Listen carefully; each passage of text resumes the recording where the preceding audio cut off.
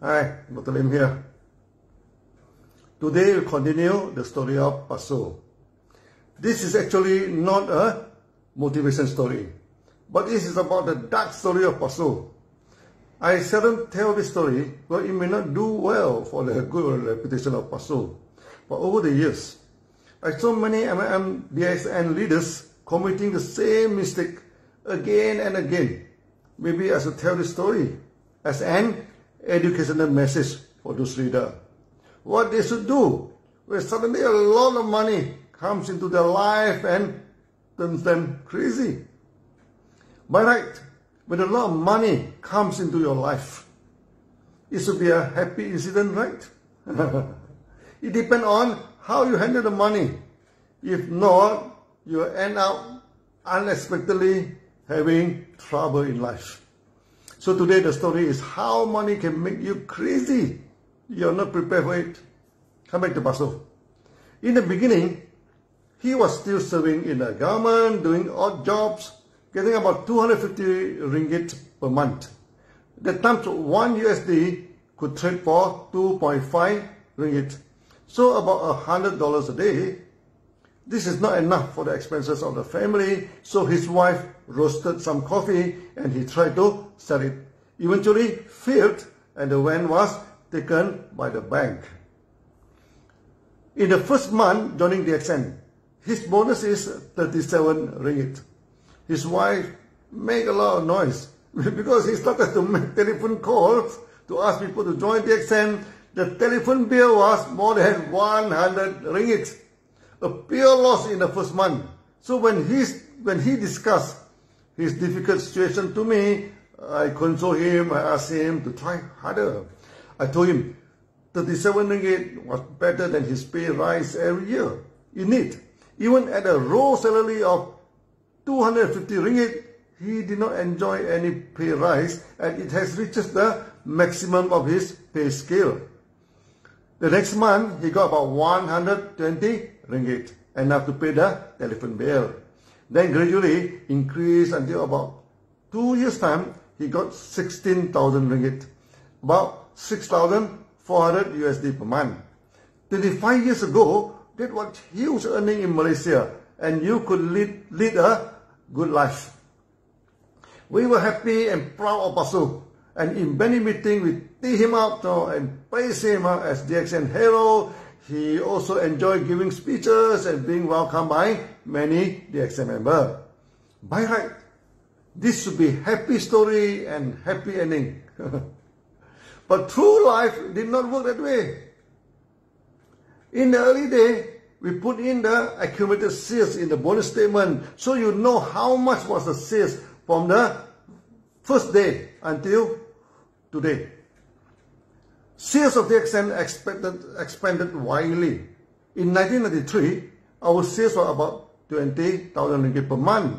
Then in 1994, we reached 200,000 ringgit per month. Then in 1995, we reached 2 million ringgit.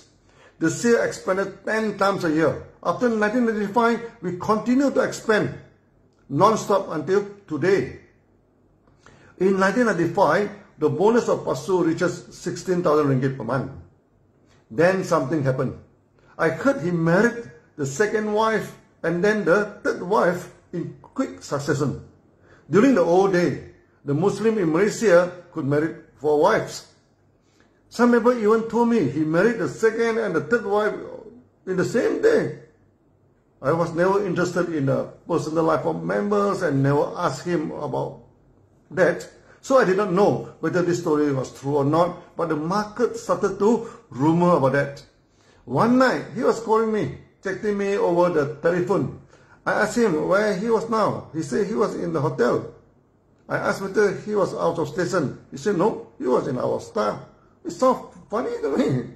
He has 3 wives, and why should he stay in the hotel? They told me the wives quarreled with him and among themselves, and all 3 of them chased him out of the 3 houses. And he ended up staying in the hotel. So for those who think that getting 2 wives or 3 wives can make you happy, listen to this carefully before you jump into trouble. After that, due to family problem, Pasu started to lose focus in business. I started to smell problem in him, but this was his personal problem, his personal life, and I should not interfere. Then one day he met and said he would like to resign from DXN. This is a shocking news beyond belief now. I asked him why. He brought out his bonus statement and pointed to me. He had generated a few million shares. One competitor company offered him 15% of company share, a Mercedes-Benz, and 6% overriding on the market shares. He told me, unless I offer the same to him, if not, he will resign and join other company. I was dumbfounded. No? I couldn't believe my ear. First, in DXN, the shareholder and the staff are not allowed to involve in the market. If not, the company's shareholder and the staff will compete and become a competitor to the members and destroy the trust in the market. So offering a share to a member is totally out of the question. Next is a Mercedes-Benz. I asked Pasu, what type of cars was the owner of the company driving? Pasu said it was Toyota. Then I asked Pasu, if he could only own Toyota, how could he give you a Mercedes-Benz? Pasu said, as long as he agreed to give me the car, what should I worry? Then Pasu pointed to his shares in the bonus statement. No. If he got 6% overriding, by now he was a millionaire already. I told Pasu, no, you must be crazy, you know. Even as an owner of DXN, I do not have 6% to my personal enjoyment and expenses now.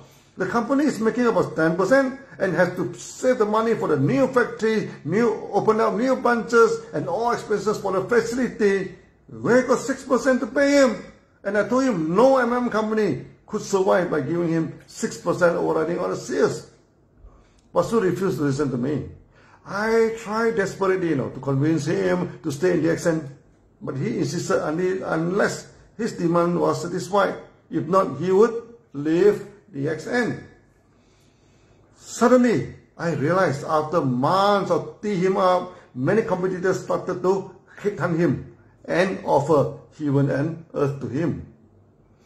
My negotiation with him failed and he left DXN. His liver sends shockwave in the market, and rumors started to circulate that DXN going bankrupt and collapse soon. But be fair to Pasu, this rumor was not spread by him, but by the competitor company that headhunted him. Before Pasu left DXN, I advised him not to speak badly about the company. If not, there's no way he could come back to DXN. We have a strict rule that if any member was terminated or resigned due to joining a competitor company, we shall not reinstate him back unless he joins as a fresh member and starts anew. The competitor took this opportunity, and spread rumors that they were the supplier of DXN. Now they stopped the supply, and DXN was at the edge of collapse. They welcomed the DXN member to join them and offer a lot of status. If you are SA, then they offer you Ruby. If you are Ruby, then you become Diamond, and etc. and etc. So for the first time, I was facing such an immoral competition, Then we studied the competitor closely. We found that they do not have a farm and a factory, just some trading company, which is talking very big. So DXN launched a counter-attack and openly asked, where is the farm and factory work? If the company can offer you a position, then they can offer your downline the position too. And how are you going to get good income? Everybody would flock to the company to ask for a position, and very few would focus on the effort on the market. Those working hard to own a position will feel cheated, and many idiots sitting at home also getting good position. So why should they work hard for that? So a company like this will surely collapse. After about 4 months' time, Pasu come back to see me and asking me to reinstate him back in DXN. The company, after saw him terminated by DXN, suddenly demanded a few million shares before they could let him claim the 6% and only pay the down payment of the car unless he generates the multi-million shares. He has to pay the installment. Suddenly, Pasu lost all the bonus and income in the company. When members knew that he wanted to come back to DXN, they strongly, protest against it and asked me not to take him back. I see his leaving has created such a negative impact in the company and in the market. I told Pastor, DXN would not take him back. He came back many times to me, finally tears in his eyes and begged me, I was in great dilemma. If I accepted him back, then there would be no discipline in the market. Any leader may simply leave and join a competitor company. After that, things turn sour, then come back again. They can destroy the company. On top of that, many DXN members make it clear they would not accept him back. In less than a year, the competitor company collapsed and went bankrupt under the competition from DXN. This was the irony part. They keep on predicting DXN would collapse and bankrupt, yet eventually they are the one who fail and bankrupt. Pastor was in big trouble, totally lacking any income. He begged me and always tears in his hand, in his eyes. Eventually I accepted him back. As emotionally I'm attached to him, because Pastor was the first active member who brought up DXN. I set a condition that he has to lie low and keep quiet so that no member would attack him. Pastor was the only DXN member that we registered back.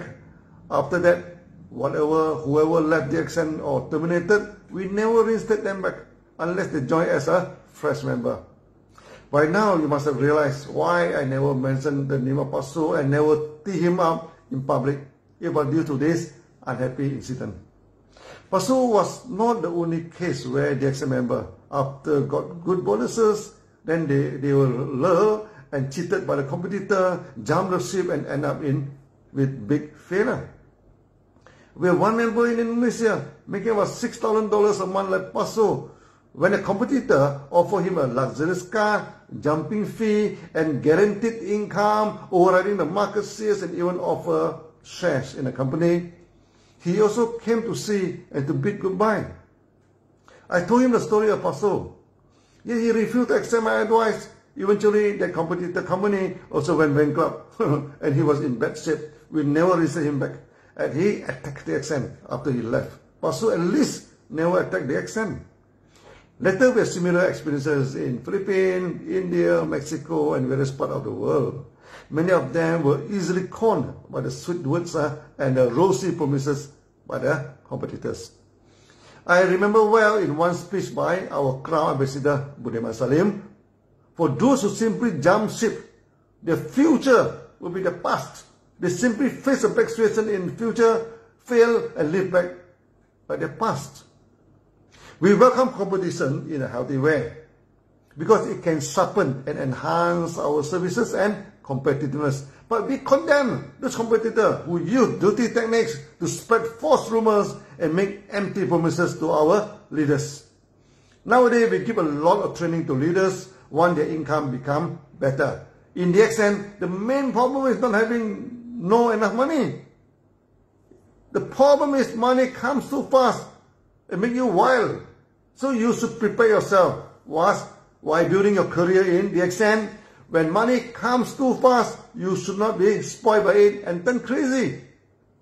This is all the story for Pastor. After joining DXN back, he kept a very low profile and led a satisfactory but quiet life.